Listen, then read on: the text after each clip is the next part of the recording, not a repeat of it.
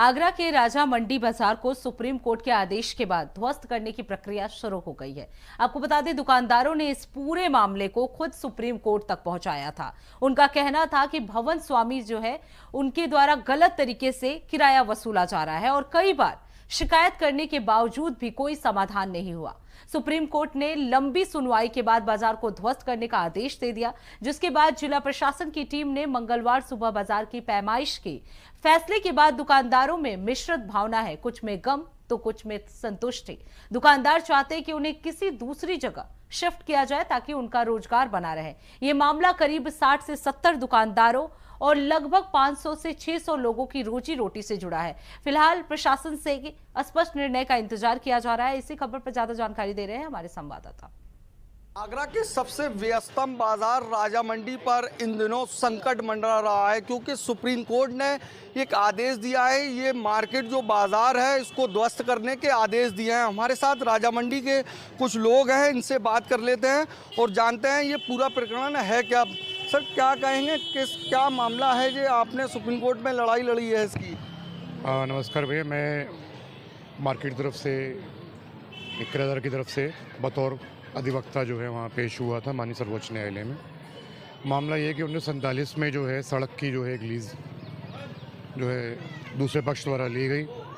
उनमें कुछ प्रभावशाली तत्व भी थे जिनकी वजह से जो है पिछली सरकारों में जो है वो पट्टा निरंतर चलता रहा। इसकी एक विजिलेंस इंक्वायरी भी माननीय मुख्यमंत्री जी ने करवाई, जिसकी जांच रिपोर्ट वगैरह सब आ चुकी थी और उसमें संज्ञान में और आरटीआई के संज्ञान में हमें पता लगा कि ये सब सड़क पे चीज़ें बनी हुई हैं। और इसी को देखते हुए चीज़ों को कि साहब क्योंकि सड़क पे जो है कोई रेंट कंट्रोल लॉ जो है एप्लीकेबल नहीं होता है, ये चीज़ों को तथ्यों को रखते हुए हमने माननीय सर्वोच्च न्यायालय में पिटीशन फाइल की।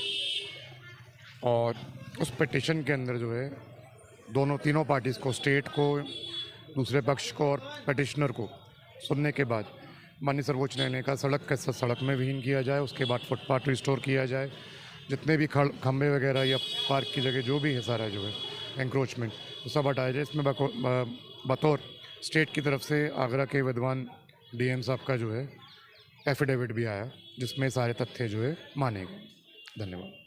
वही हमारे साथ राजा मंडी बाजार कमेटी के अध्यक्ष हैं, इनसे जान लेते हैं, क्योंकि यहाँ पर जो दुकानें हैं 60 से 65 दुकानें इन मार्केट में बनी हैं। इनसे बात करते हैं। बड़ा संकट है दुकानदारों के लिए भी, सुप्रीम कोर्ट का जो आदेश आया है ध्वस्तीकरण का, किस तरीके से देखते हैं इस आदेश को?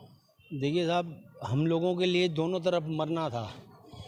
दुकानें आज अगर हमारी टूटने के आदेश हुए हैं उच्च माननीय न्यायालय की तरफ से, तो खुशी तो हमें है नहीं, लेकिन मजबूरी ये है हमारे साथ में, अगर उधर से नहीं मर रहे हैं तो इधर से मर रहे हैं। जो पट्टेदार थे जिनका किराया डिमांड था, इस समय हमारे साथ 1,20,000 रुपये किराया मांग रहे हैं। जो किराया पहले जिसको मैं 150 रुपया देता था महीने का, वो इस समय मांग रहा है 1,20,000। अब छोटी सी दुकानें हैं, 1,20,000 कोई दुकानदार घर ले जाना तो दूर रहा, इनको कहाँ से देंगे हम लोग? देखिए, आगरा का जो राजा मंडी बाजार है सबसे व्यस्तम बाजार है। हालांकि बाजार को हम तस्वीरों में दिखा दें आपको, ये सामने जो बड़ी मार्केट है, यहाँ पर 60 से 65 दुकानें यहाँ पर हैं और जो मार्केट के जो दुकानदार हैं उनके लिए भी ये एक बड़ा संकट है।